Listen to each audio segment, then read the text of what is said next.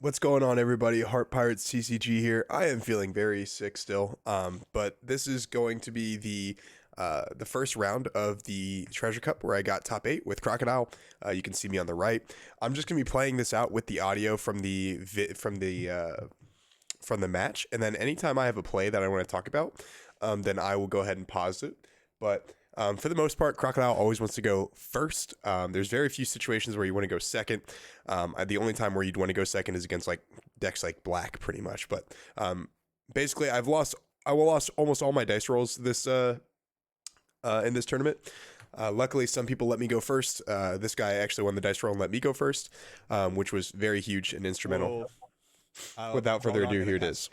And then I will have my hand right here. If my hands leave the screen, my hand is right here. So like, you know what I'm saying? Yeah, no problem. Cool.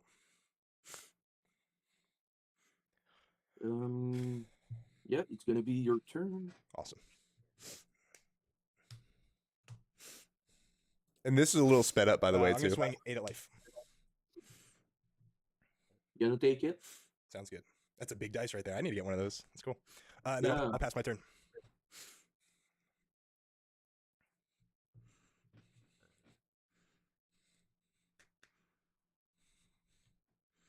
Gonna attempt 5 on your leader.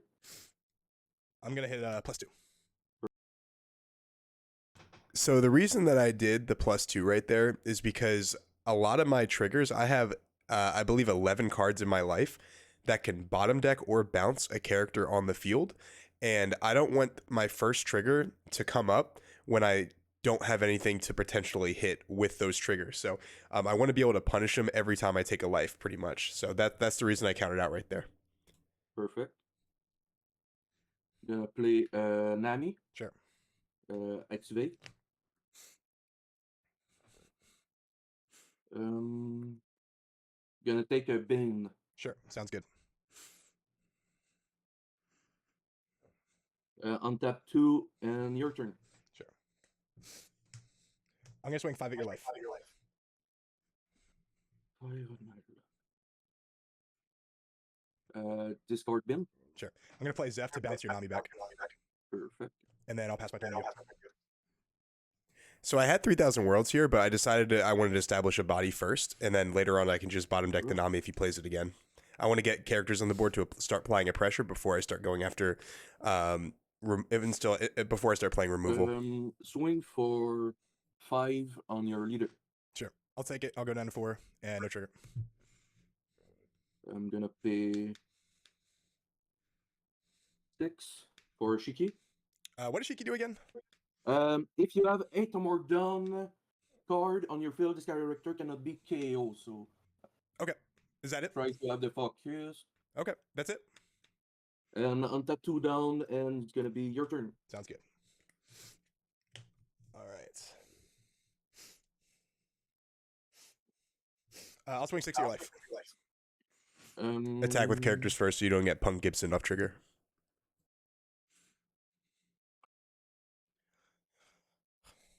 +2. Sure. I'll swing 6 at your life. Take it. No trigger. And then I'll red rock the Shiki. Yep. And pass to you. So notice that if I would have just 3,000 worlds and then red rocked both the characters that he played, then I would just be attacking basically for 5 or 6 every turn. But two attacks is massive. Plus, if he's playing on curve, he's never going to be able to attack the Zeph because the Zeph is 6,000. It's almost like the Whitebeard effect, where like you have to choose between attacking my character or attacking do 6 at your or playing characters. Plus 1. Perfect. And real quick, I'm going to pause it right here, guys. But so I had that Centaur that I didn't have that Centaur early. I literally just drew it, I believe, that turn or the turn before that. And with my hand, I believe I have like 2 Mihawks and like a Soka King or something like that, and like maybe another Red Rock. So I knew that I was never going to be in a position where I'm actually going to be able to play that Centaur to ever really get his effect off, because I know I'm going to be going like Mihawk into my leader effect pretty much. So there's never a reason for me to ever use that Sentamaru. It's literally just there for the early game tempo, and at the very end of the game when you establish bodies against Whitebeard, it's there to get like a blocker or two at the end of the game. So that's why I went ahead and countered with it. After that, gonna play Doffy Yes, sir. into Utah, Sure. and I'm gonna say go. Sounds good. I'm gonna Mihawk your Luffy, Yep. and then I'm gonna swing 6 to life.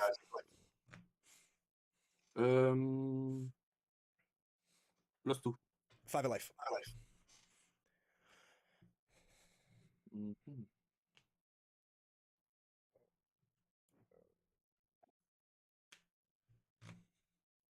Yeah, sure. No trigger. Your turn, buddy.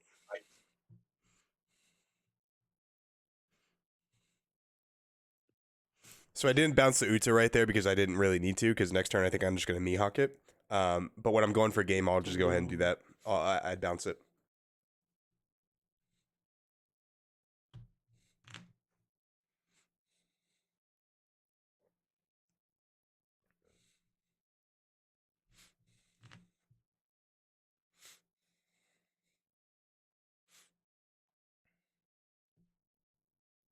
How many cards in your hand? 5? I have 5. Yes, sir.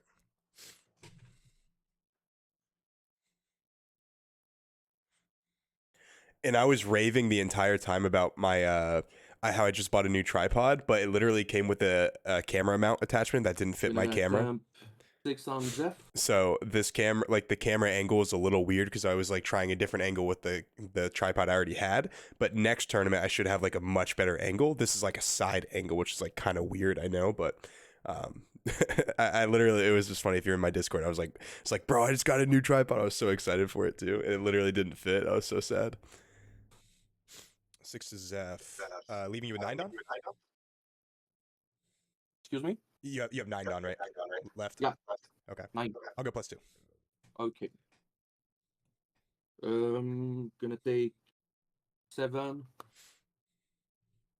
Play another Luffy into Utah, Yes, sir. and gonna be your turn. Sounds good.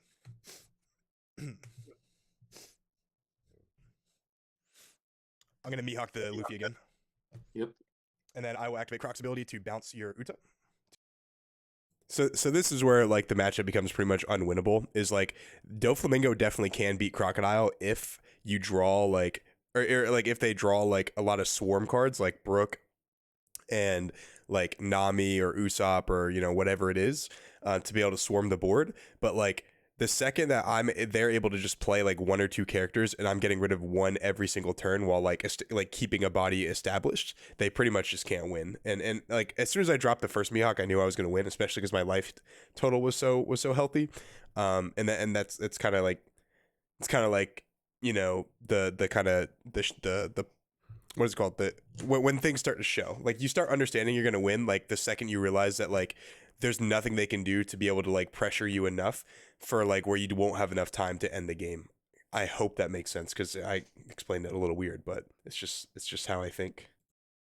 To your hand. Yep. And then I'll swing 6 of life.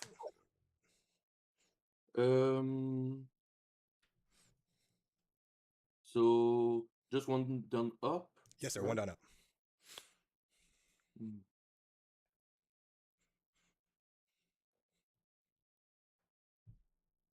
I'm gonna block. After that, use a spider web to untap my Utah. Okay. I'll swing 6 of life.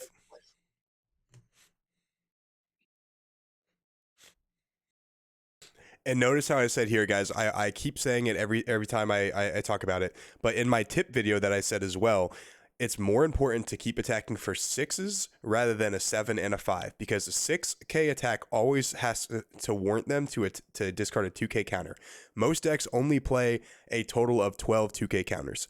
So if I attack for 6 multiple times a game, what are the odds you drew 10 2K counters, right? Like you're going to have to either take the life or block or discard 2 1Ks, which is still 2 cards out of hand, which is the same effect as if you attacked for 7K, right? So it's just much better. And someone argued with me about it when I first made that video, but it's just a factual thing. Like this guy, I'm pretty sure in this, if I remember correctly, this was a long tournament. But one of the games when I attack 6 of life, discards 2 1Ks. Gonna play Thunder Bagua. Okay. And then I'll go 9 at life. 9 to life. Yeah, take it. All right, buddy. That's the end of my turn. Go ahead.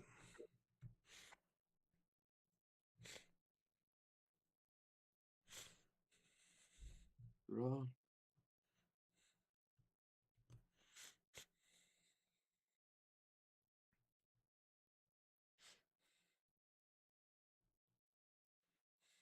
I'm gonna do a 5-2 leader. I'll take it. And then I will trigger Red Rock to bottom deck your Uta. All right. It's a pretty good trigger. That Yeah. was pretty lucky.